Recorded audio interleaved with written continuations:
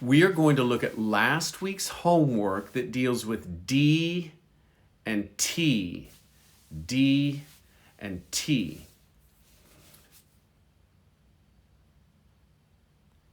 So if you look here, for those of you who did the homework, I will read each of the sentences and then we'll read it as it was naturally meant to be recited.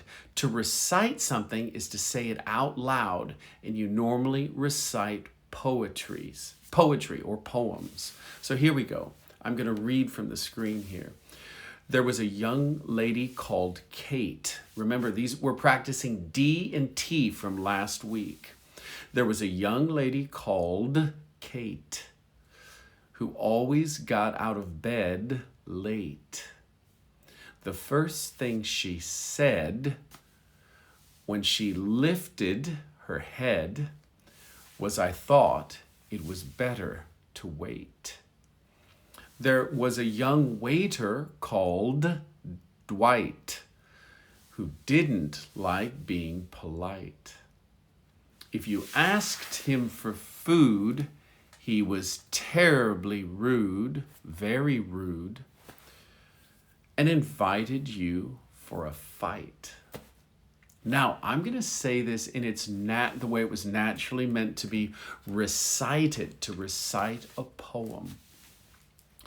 There was a young lady named Kate who always got out of bed late. The first thing she said when she lifted her head was, "I thought it was better to wait."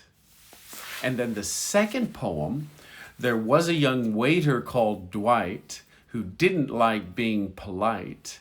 If you asked him for food, he was terribly rude and invited you out for a fight.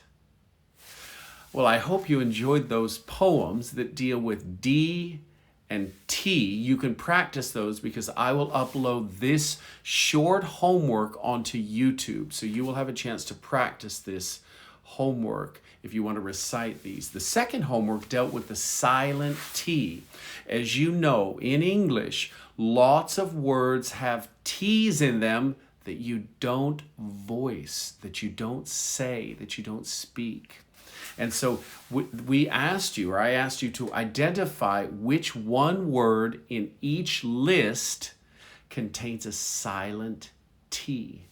So the underlined words contain either the silent T or no T sound. So I'll tell you what they are, and then we'll go through the list. We have castle is the example. Castle, no T. Whistle, no T. Needed, with a D, not a T at the end. Listen, ended, and soften. Soften, no T. So if you notice, when you see STL or ST, no, that's not true with ST, but STL is often, the T is often silent. So let's go through each line. You can hear, I'll say it just once because it's homework, but you can repeat it. I will wait. So we have 8, Thames, the river in England. Whistle, that's to whistle. Walked.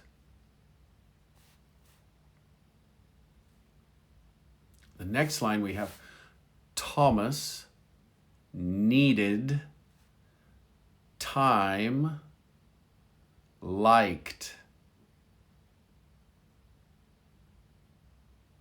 Next we have listen, winter, eaten, after. Number 4, for homework, this is homework.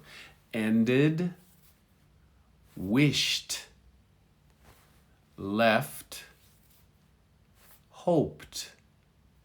Do you hear the difference? T and D at the end, very important. Finally, number 5, whiter, greater, soften, written. All right.